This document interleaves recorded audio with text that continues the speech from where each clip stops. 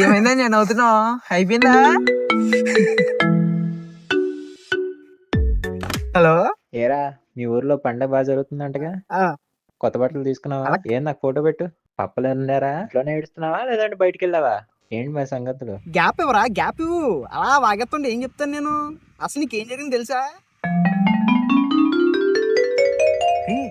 ఆ అమ్మాయి మీ క్లాస్మేట్ ప్రియే కదా? అవుననియా, నీ అక్క అవునట్టు అవును. నాకు చెప్తున్నాడు ఏంటి అమ్మాయిలు చూస్తున్నట్టు అమ్మాయిలని తొక్కడికి చెప్తున్నా నీ పని. పాఠాలు చెప్పే అలవాటు లేకపోయినా అందరూ ఎందుకు ఆచార్య అంటుంటారు. బహుశా హలో సాయి డాడీ. సాయి పండగకి 3000 పంపించాను, బట్టలు కొనుక్కోమ్మా. సరే డాడీ, అలాగే డాడీ. నా 3000 ఇచ్చారు, నీకో చేత నాకో చేత.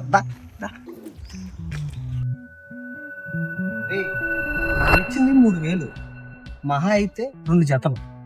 అదే కోడి పందాల్లో పెడితే ఎన్నైనా రావచ్చు. నీకు 4 జతలు, నాకు 4 జతలు. ఒకవేళ పోతే బొక్కలో డౌట్లు. యుద్ధానికి వెళ్ళేటప్పుడు విని చూపించడం వీర లక్షణం కాదురా.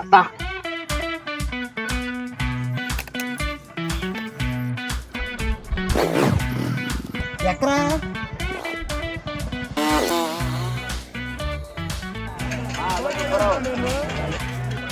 ఏం జరుగుతున్నాయి? కోడి పందాలు నాకు తెలుసులే. మరి ఏ కోళ్ళ మీద ఉన్నాయి? రాజుగారి తోటి రాముగారి తోటి రాజుగారి మీద వేసి తీసి అంటే అంత 3000 రా. 3000 అట్లా మరి చూసుకో. ఆ బొక్కడు ముందే అయిపోయి. సరే రాజుగారి మీద 3000. మీరు రాజుగారి పడి బిర్యానీ అయిపోయిందిరా. బిర్యానీ కూడా పెడుతున్నాడు మా పెడుతున్నారు, వెళ్ళి పెద్ద పెద్ద ముద్ద. బిర్యానీ అంటే ఏమనుకున్నారా? బిర్యానీ పెడతారన్నా.